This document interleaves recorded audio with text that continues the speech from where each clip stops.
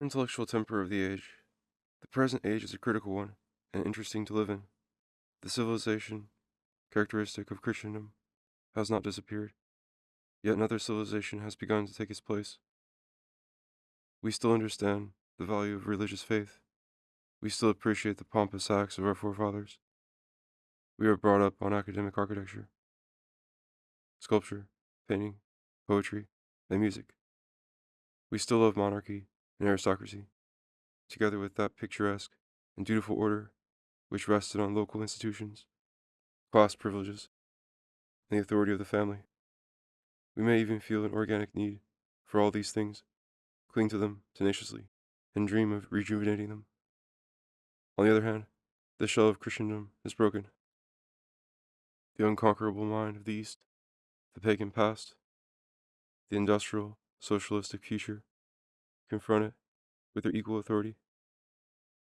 Our whole life and mind is saturated with the slow upward filtration of a new spirit, that of an emancipated, atheistic, international democracy. These epithets may make us shudder, but what they describe is something positive and self justified, something deeply rooted in our animal nature and inspiring to our hearts, something which, like every vital impulse, is pregnant with a morality of its own. In vain do we deprecate it. It has possession of us already through our propensities, fashions, and language.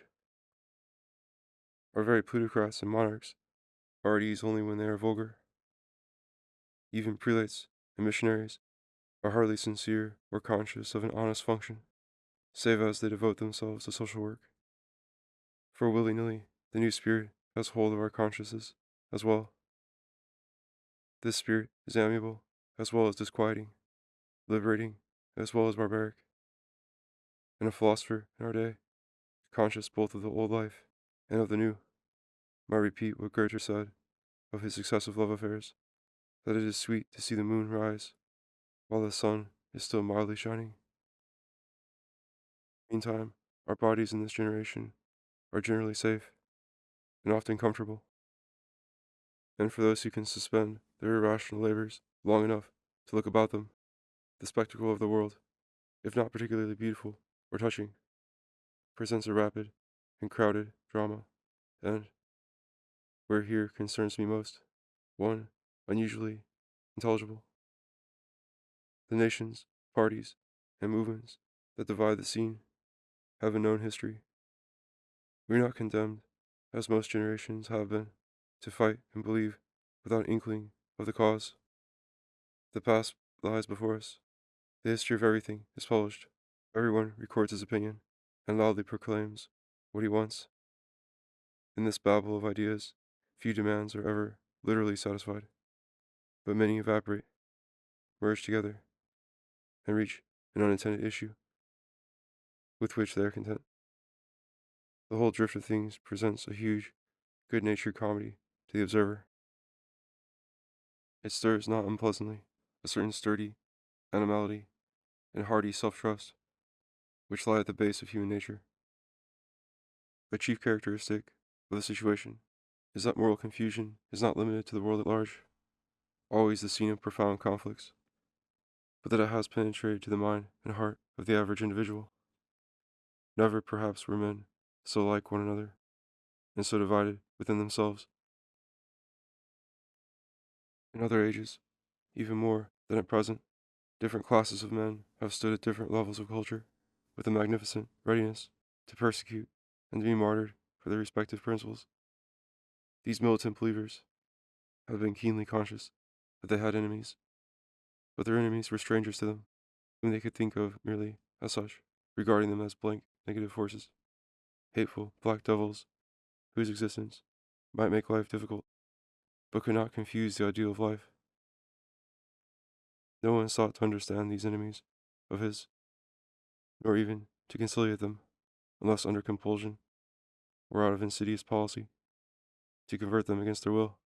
He merely pelted them with blind refutations and clumsy blows. Everyone sincerely felt that the right was entirely on his side, a proof of such intelligence, moved freely and exclusively within the lines of his faith.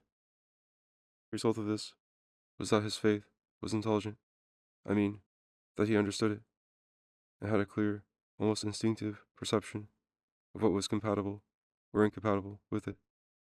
He defended his walls, and he cultivated his garden. His position and his possessions were unmistakable. When men and minds were so distinct, it was possible to describe and to count them. During the Reformation, when external confusion was at its height, you might have ascertained, almost statistically, what persons and what regions each side snatched from the other. It was not doubtful which was which.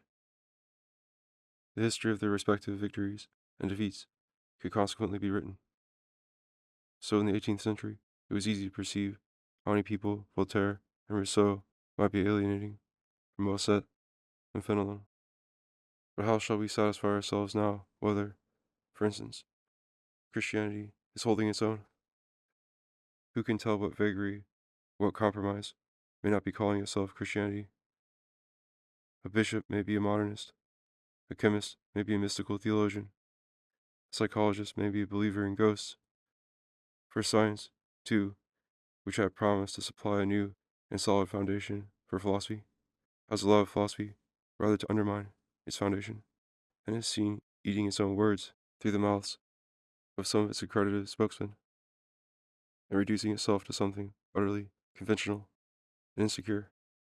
It is characteristic of human nature to be as impatient of ignorance regarding what is not known, as lazy in acquiring such knowledge as is at hand.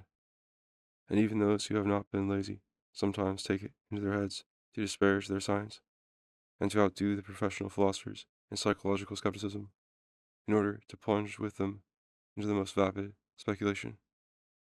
Nor is this insecurity about first principles limited to abstract subjects. It reigns in politics as well.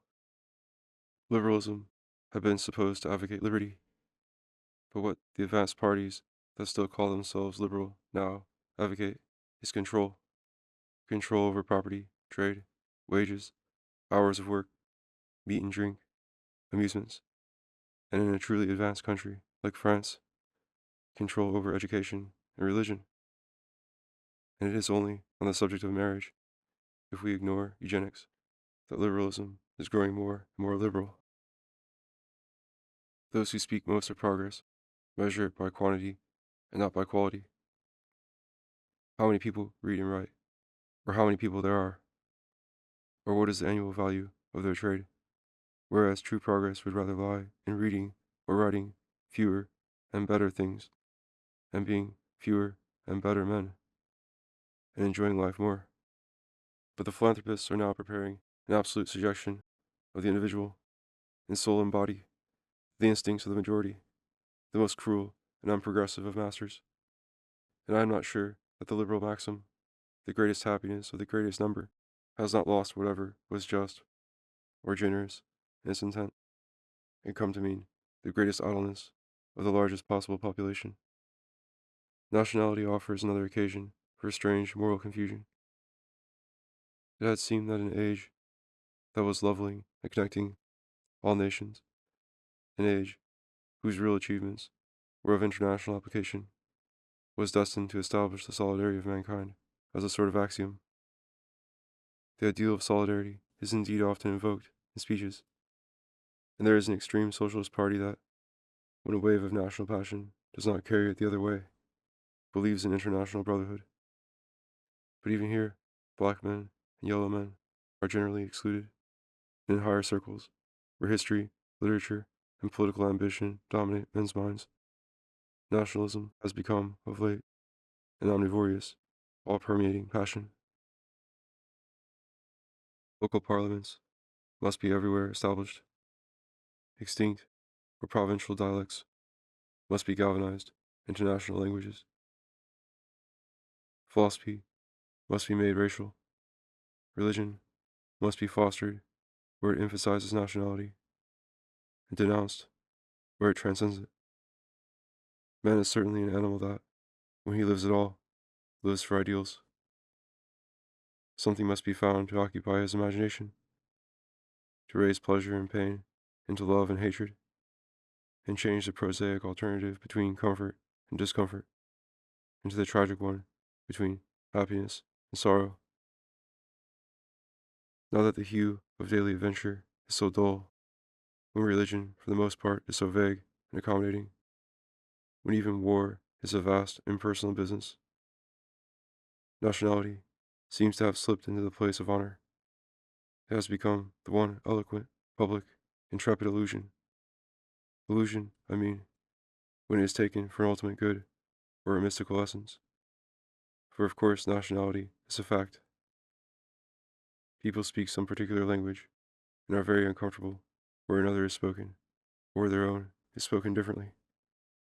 They have habits, judgments, assumptions, to which they are wedded, and a society where all this is unheard of shocks them and puts them at a galling disadvantage. To ignorant people, the foreigner as such is ridiculous, unless he is superior to them in numbers or prestige. When he becomes hateful, it is natural for a man to like to live at home, and to live long elsewhere without a sense of exile is not good for his moral integrity. It is right to feel a greater kinship and affection for what lies nearest to oneself, but this necessary fact, and even duty, of nationality is accidental. Like age or sex, it is a physical fatality which can be made the basis of specific and comely virtues, but it is not an end to pursue, or a flag to flaunt, or a privilege not balanced by 1,000 incapacities. Yet of this distinction our contemporaries tend to make an idol, perhaps because it is the only distinction they feel they have left. Anomalies of this sort will never be properly understood until people accustom themselves to a theory to which they have always turned a deaf ear, because, though simple and true, it is materialistic, namely, that mind is not the cause of our actions, but an effect, collateral, with our actions, of bodily growth and organization. It may therefore easily come about that the thoughts of men, tested by the principles that seem to rule their conduct, may be belated, or irrelevant, or premonitory, for the living organism has many strata, on any of which, at any given moment, activities may exist perfect enough to involve consciousness, yet too weak and isolated to control the organs of outer expression, so that, to speak geologically, our practice may be historic, our manners glacial, and our religion Paleozoic. The ideals of the 19th century may be said to have been all belated. The age still yearned with Rousseau, or speculated with Kant, while it moved with Darwin, Bismarck, and Nietzsche. And today, in the half-educated classes, among the religious or revolutionary sects, we may observe quite modern methods of work, allied with a somewhat antiquated mentality. The whole 19th century might well cry with Faust, "Two souls, alas, dwell in my bosom." The revolutions it witnessed filled it with horror and made it fall in love romantically with the past and dote on ruins, because they were ruins, and the best learning and fiction of the time were historical, inspired by an unprecedented effort to understand remote forms of life and feeling, to appreciate exotic arts and religions, and to rethink the blameless thoughts of savages and criminals. This sympathetic labor, in retrospect, however, was far from being merely sentimental, for the other half of this divided soul was looking ahead. Those same revolutions, often so destructive, stupid, and bloody, filled it with pride, and prompted it to invent several incompatible theories concerning a steady and inevitable progress in the world. In the study of the past, side by side with romantic sympathy, there was a sort of realistic, scholarly intelligence, and an adventurous love of truth. Kindness, too, was often mingled with dramatic curiosity. The pathologists were usually healers, the philosophers of evolution were inventors, or humanitarians, or at least idealists. The historians of art, though optimism was impossible here, were also guides to taste, quickeners of moral sensibility, like Ruskin, or enthusiasts for the irresponsibly beautiful, like Pater and Oscar Wilde. Everywhere in the 19th century, we find a double preoccupation with the past and with the future, a longing to know what all experience might have been hitherto, and on the other hand, to hasten to some wholly different experience, to be contrived immediately, with a beating heart, with flying banners. The imagination of the age was intent on history, his conscience was intent on reform. Reform, this magic word itself, covers a great equivocation. To reform means to shatter one form and create another. But the two sides of the act are not always equally intended, nor equally successful. Usually, the movement starts from the mere sense of oppression, and people break down some established form, without any qualms about the capacity of their freed instincts to generate the new forms that may be needed. So the Reformation, in its destroying the traditional order, intended to secure truth, spontaneity, and profuseness of religious forms. The danger, of course, being that each form might become meager, and the sum of them chaotic. If the accent, however, could only be laid on the second phase of the transformation, reform might mean the creation of order where it did not sufficiently appear, so that diffuse life should be concentrated into a congenial form that should render it strong and self-conscious. In this sense, if we may trust Mr. Gilbert Murray, it was a great wave of reform that created Greece, or at least all that was characteristic and admirable in it. An effort to organize, train, simplify, purify, and make beautiful the chaos of barbaric customs and passions that had preceded. The danger here, a danger to which Greece actually succumbed, is that so refined an organism may be too fragile, not inclusive enough within, not buttressed strong enough without, against the flux of the uncivilized world. Christianity, also, in the first formative centuries of its existence, was an integrating reform of the same sort, on a different scale and in a different sphere, but here too an enslaved rabble within the soul claiming the suffrage, and better equipped intellectual empires rising round about seemed to prove the harmony which the Christian system made for a moment out of nature and life was partial and insecure. It is a terrible dilemma in the life of reason, whether it will sacrifice natural abundance to moral order, or moral order to natural abundance. Whatever compromise we choose proves unstable and forces us to a new experiment. Perhaps in the century that has elapsed since the French Revolution, the pendulum has had time to swing as far as it will in the direction of negative reform, and may now begin to move towards that sort of reform which is integrating and creative.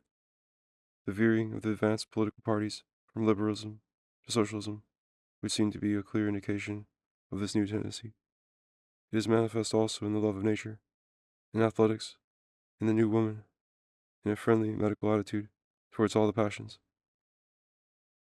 In the fine arts, however, and in religion and philosophy, we are still in full career towards this integration. It might have been thought that a germ of rational order would by this time have penetrated into fine art and speculation, from the prosperous constructive arts that touch the one, the prosperous natural and mathematical sciences that touch the other. But as yet, there is little sign of it. Since the beginning of the 19th century, painting and sculpture have passed through several phases, representatives of each naturally surviving after the next had appeared.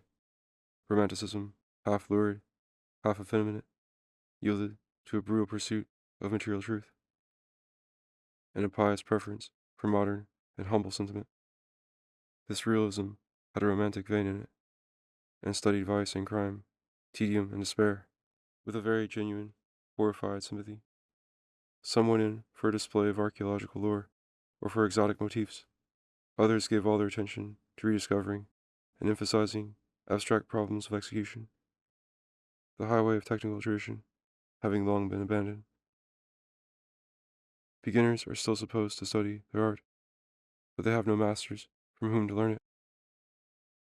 Thus, when there seemed to be some danger that art should be drowned in science and history, the artists deftly eluded it by becoming amateurs. One gave himself to religious archaism, another to Japanese composition, a third to barbaric symphonies of color.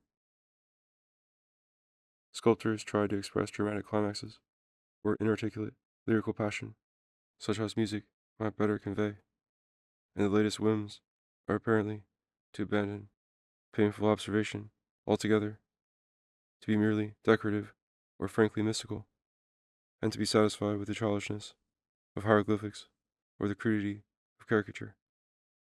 The arts are like truant children who think their life will be glorious if they only run away and play forever. No need is felt of a dominant ideal passion and theme, nor of any moral interest in the interpretation of nature. Artists have no less talent than ever. Their taste, their vision, their sentiment are often interesting. They are mighty in their independence, and feeble only in their works. In philosophy, there are always the professors. As in art, there are always the portrait painters and the makers of official sculpture, and both sorts of academicians are often very expert and well educated.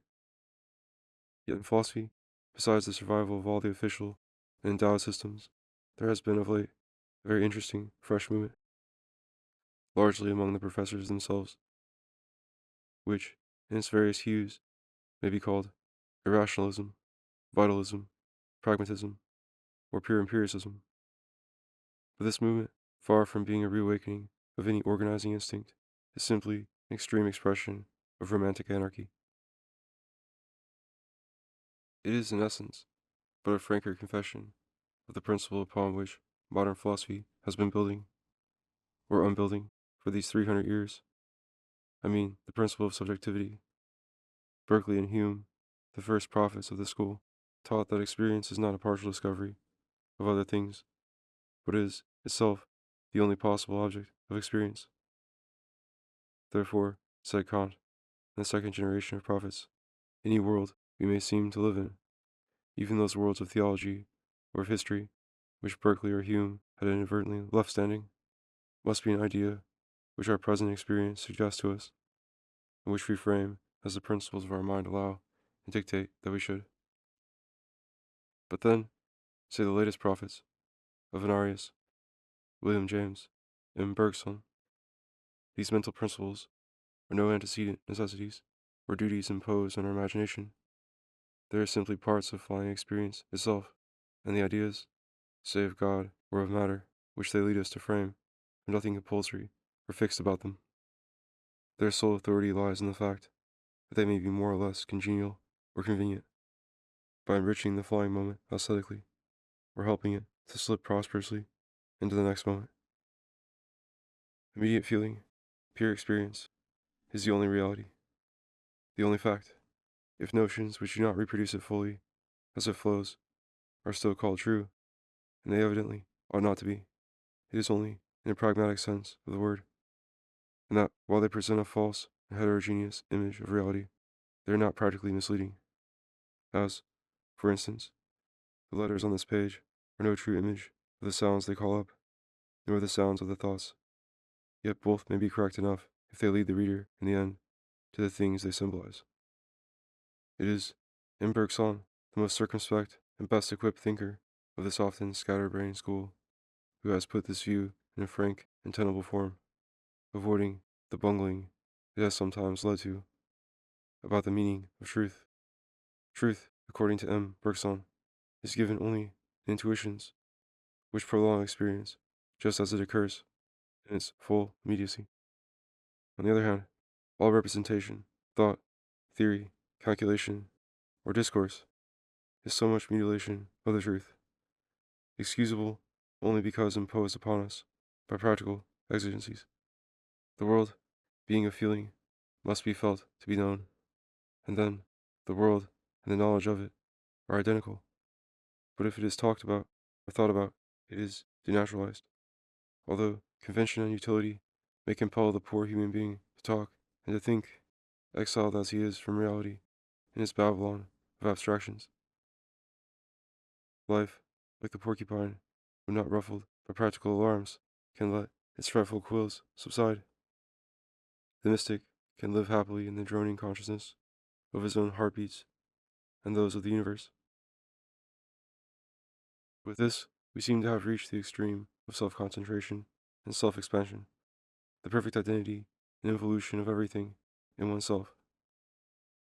And such, indeed, is the inevitable goal of the malicious theory of knowledge, to which this school is committed, remote as that goal may be from the boyish naturalism and innocent intent of many of its pupils. If all knowledge is of experience, and experience cannot be knowledge of anything else, knowledge proper is evidently impossible. There can be only feeling, and the least self-transcendence, even in memory, must be an illusion. You may have the most complex images you will, but nothing pictured there can exist outside, not even past or alien experience, if you picture it. Solipsism has always been the evident implication of idealism, but the idealists, when confronted with this consequence, which is dialectically inconvenient, have never been troubled at heart by it, for at heart they accept it. To the uninitiated, they have merely murmured, with a pitying smile and a wave of the hand, "What? Are you still troubled by that?" Or, if compelled to be so scholastic as to labor the point, they have explained, as usual, that oneself cannot be the absolute, because the idea of oneself, to arise, must be contrasted with other ideas. Therefore, you cannot well have the idea of a world in which nothing appears but the idea of yourself. Footnote 1. Perhaps some unsophisticated reader may wonder if I am not trying to mislead him, or if any mortal ever really maintained anything so absurd. Strictly, the idealistic principle does not justify denial that independent things, by chance resembling my ideas, may actually exist, but it justifies the denial that these things, if they existed, could be those I know. My past would not be my past if I did not appreciate it. My ideas would not refer to their objects unless both were ideas identified in my mind. In practice, therefore, idealists feel free to ignore the gratuitous possibility of existences lying outside the circle of objects knowable to the thinker, which, according to them, is the circle of his ideas. In this way, they turn a human method of approach into a charter for existence and non-existence, and their point of view becomes the creative power. When the idealist studies astronomy, does he learn anything about the stars that God made? Far from him so naive a thought. His astronomy consists of two activities of his own, and he is very fond of activity, stargazing and calculation. When he has become quite proficient, he knows all about stargazing and calculation, but he knows nothing of any stars that God made, for there are no stars except his visual images of stars, and there is no God but himself. It is true that, to soften this hard saying a little, he would correct me and say his higher self, but as his lower self is only the idea of himself which he may have framed, it is his higher self that is himself simply, although whether he or his idea of himself is really the higher might seem doubtful to an outsider. This explanation, in pretending to refute solipsism, of course assumes and confirms it, for all these cans and musts touch only your idea of yourself, not your actual being, and there is no thinkable world that is not within you, as you exist really. Thus, idealists are wedded to solipsism irrevocably, and it is a happy marriage. Only the name of the lady has to be changed. Nevertheless, lest peace should come, and peace nowadays is neither possible nor desired, a countercurrent at once overtakes the philosophy of the immediate and carries it violently to the opposite pole of speculation, from mystic intuition to commercial cult of action and materialization of the mind, such as no materialist had ever dreamt of. The tenderness which the pragmatists feel for life in general, and especially for an accelerated modern life, has doubtless contributed to this revulsion, but the speculative consideration of the immediate might have led to it independently. For in the immediate, there is a marked expectancy, craving, prayer. Nothing absorbs consciousness so much as what is not quite given. Therefore, it is a good reading of the immediate, as well as a congenial thing to say to the contemporary world, that reality is change, growth, action, creation. Similarly, the sudden materialization of mind, the unlooked-for assertion that consciousness does not exist, has its justification in the same quarter. In the immediate, what appears is the thing, not the mind to which the thing appears. Even in the passions, when closely scanned introspectively, you will find a new sensitiveness or ebullition of the body, or a rush of images and words. You will hardly find a separate object called anger or love. The passions, therefore, when their moral essence is forgotten, may be said to be literally nothing but a movement of their organs and their objects, just as ideas may be said to be nothing but fragments or cross threads of the material world. Thus the mind and the object are rolled into one moving mass. Motions are identified with passions, things and perceptions extended. Perceptions are things cut down, and, by a curious revolution in sentiment, it is things and motions that are repeated to have the fuller and the nobler reality. Under a cover of fusion or neutrality between idealism and realism, moral materialism, the reverence for mere existence and power takes possession of the heart, and ethics becomes idolatrous. Idolatry, however, is hardly possible if you have a cold and clear idea of blocks and stones, attributing to them only the motions they are capable of, and accordingly, idealism, by way of compensation, has to take possession of physics. The idol begins to wink and drop tears under the wistful gaze of the worshipper. Matter is felt to yearn, and evolution is held to be more divinely inspired than policy or reason could ever be. The extremes meet, and the tendency to practical materialism was never wholly absent from the idealism of the moderns. Certainly, the timid respectability of Anglo-German philosophy had somehow to be left behind, and Darwinian England and Bismarckian Germany had another inspiration as well to guide them, if it could only come to consciousness, in the professors. The worship of power is an old religion, and Hegel, to go no further back, is full of it. But like traditional religion, his system qualified its veneration for success by attributing success, in the future at least, to what could really inspire veneration. And such a master in equivocation could have no difficulty in convincing himself that the good must conquer in the end, if whatever conquers in the end is the good. Among the pragmatists, the worship of power is also optimistic, but it is not to logic that power is attributed. Science, they say, is as good a help to industry, and philosophy is good for correcting whatever in science might disturb religious faith, which in turn is helpful in living. What industry or life are good for, it would be unsympathetic to inquire. The stream is mighty, we must swim with the stream. Concern for survival, however, which seems to be the pragmatic principle in morals, does not afford a remedy for moral anarchy. To take firm hold on life, according to Nietzsche, we should be imperious, political, ascetic, atheistic. But according to William James, we should be democratic, concrete, and credulous. It is hard to say whether pragmatism has come to emancipate the individual spirit and make it lord over things, or, on the contrary, to declare the spirit a mere instrument for the survival of the flesh. In Italy, the mind seems to be raised deliriously into an absolute creator, evoking at will, at each moment, a new past, a new future, a new earth, and a new God.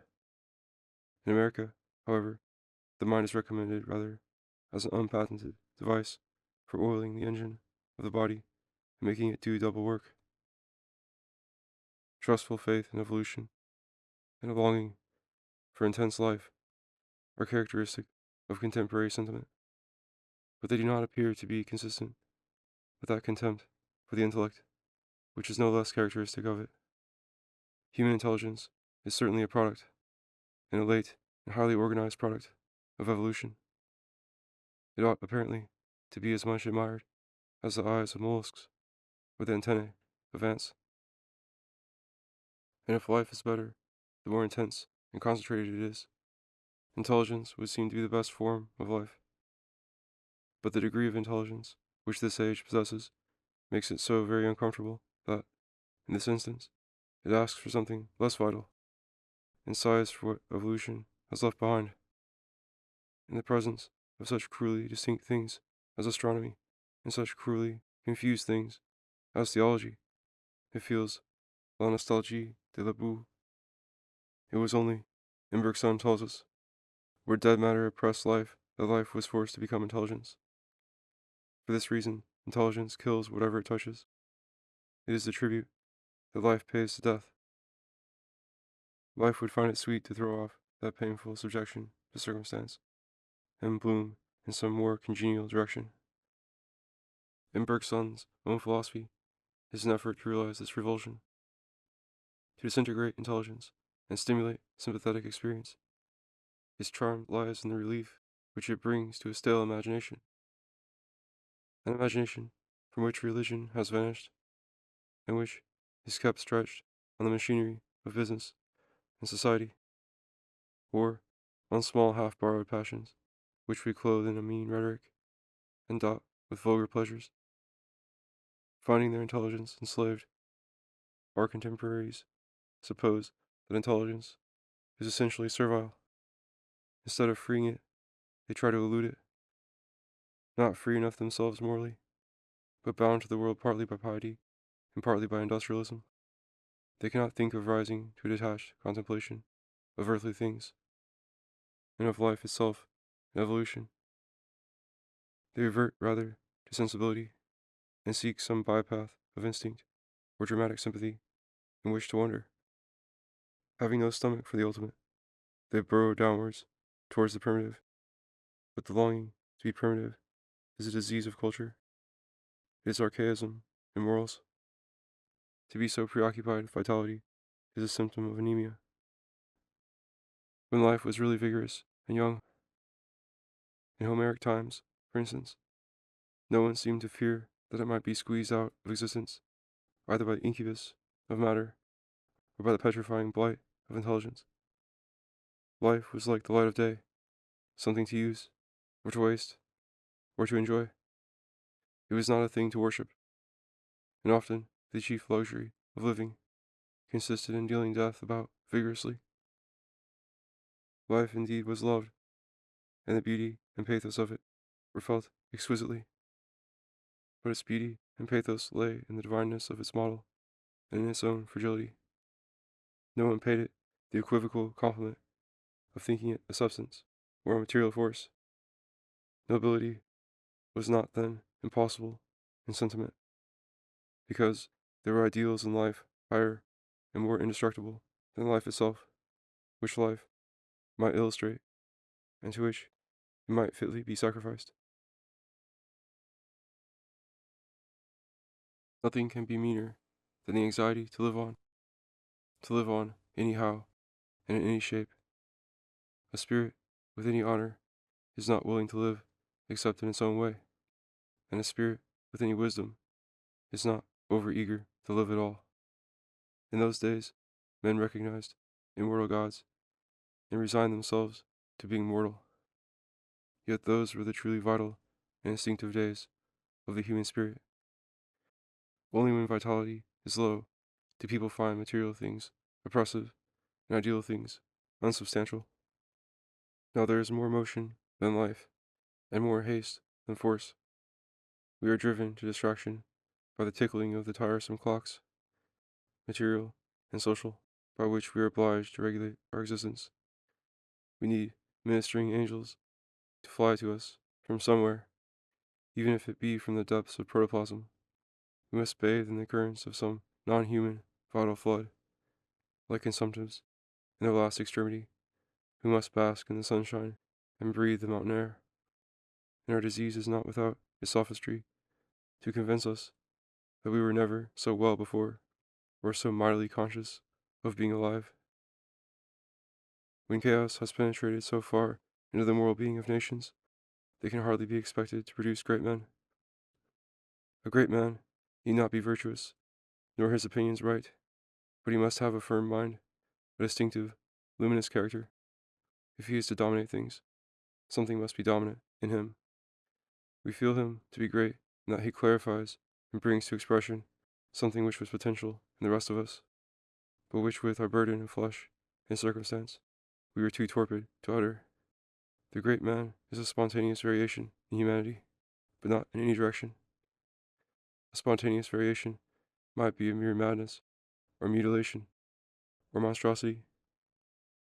In finding the variation admirable, we evidently invoke some principle of order to which it conforms. Perhaps it makes explicit what was preformed in us also, as when a poet finds the absolutely right phrase for a feeling, or when nature suddenly astonishes us with a form of absolute beauty, or perhaps it makes an unprecedented harmony out of things existing before, but jangled and detached. The first man was a great man for this later reason. Having been an ape, perplexed and corrupted by his multiplying instincts, he suddenly found a new way of being decent by harnessing all those instincts together through memory and imagination, and giving each, in turn, a measure of its due, which is what we call being rational. It is a new road to happiness, if you have strength enough to castigate a little the various impulses that sway you in turn. Why, then, is the martyr, who sacrifices everything to one attraction, distinguished from the criminal or the fool who do the same thing? Evidently, because the spirit that in the martyr destroys the body is the very spirit which the body is stifling in the rest of us. And although his private inspiration may be irrational, the tendency of it is not, but reduces the public conscience to act before any one else has had the courage to do so. Greatness is spontaneous. Simplicity, trust in some one clear instinct and essential to it. But the spontaneous variation must be in the direction of some possible sort of order. It must exclude and leave behind what is incapable of being moralized. How, then, should there be any great heroes, saints, artists, philosophers, or legislators in an age when nobody trusts himself or feels any confidence in reason? In an age when the word dogmatic is a term of reproach? Greatness has character and severity. It is deep and sane. It is distinct and perfect. For this reason, there is none of it today.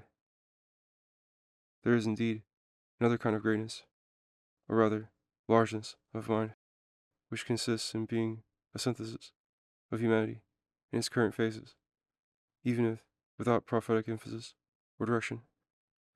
The breadth of a Goethe, rather than the fineness of a Shelley or a Leopardi. But such largeness of mind, not to be vulgar, must be impartial, comprehensive, Olympian. It would not be greatness if its miscellany were not dominated by a clear genius, and if, before the confusion of things, the poet or philosopher were not himself delighted, exalted, and by no means confused.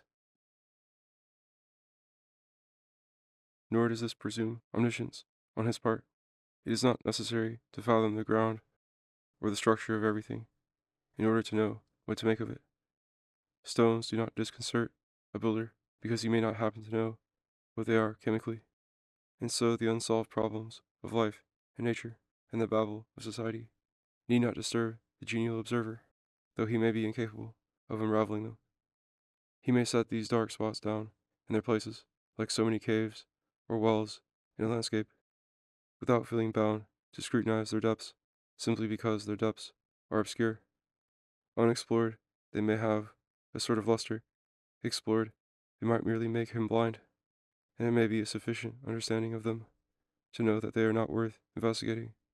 In this way, the most chaotic age and the most motley horrors might be mirrored limpidly in a great mind, as the Renaissance was mirrored in the works of Raphael and Shakespeare. But the master's eye itself must be single, his style unmistakable, his visionary interest in what he depicts frank and supreme. Hence, this comprehensive sort of greatness, too, is impossible in an age when moral confusion is pervasive, when characters are complex, undecided, troubled by the mere existence of what is not congenial to them, eager to be not themselves, when, in a word, thought is weak and the flux of things overwhelms it. Without great men, without clear convictions, this age is nevertheless very active intellectually. It is studious, empirical, inventive, sympathetic. Its wisdom consists in a certain contrite openness of mind. It flounders, but at least in floundering, it has gained a sense of possible depths in all directions. Under these circumstances, some triviality and great confusion in its positive achievements are not unpromising things, nor even unamiable. These are the wonder jar of faith. It looks smilingly at every new face, which might perhaps be that of a predestined friend. It chases after any engaging stranger. It even turns up again, from time to time, at home, full of a new tenderness for all it had abandoned there. But to settle down would be impossible now. The intellect, the judgment, are in abeyance.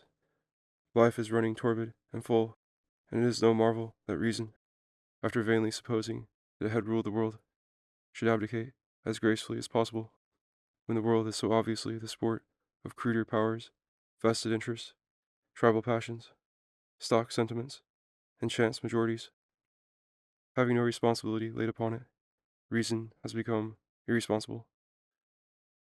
Many critics and philosophers seem to conceive that thinking aloud is itself literature. Sometimes reason tries to lend some moral authority to its present masters by proving how superior they are to itself. It worships evolution, instinct, novelty, action, as it does in modernism, pragmatism, and the philosophy of M. Bergson.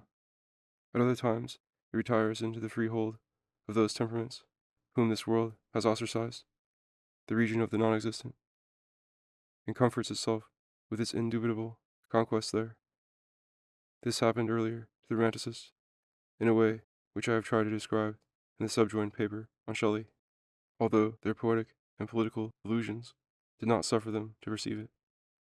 It is happening now, after disillusion, to some radicals and mathematicians like Mr. Bertrand Russell, and to others of us who, perhaps without being mathematicians or even radicals, feel that the sphere of what happens to exist is too alien and accidental to absorb all the play of a free mind, whose function, after it has come to clearness and made its peace with things, is to touch them with its own moral and intellectual light, and to exist for its own sake. These are but gusts of doctrine, yet they prove that the spirit is not dead in the lull between its seasons of steady blowing. Who knows which of them may not gather force presently, and carry the mind of the coming age steadily before it?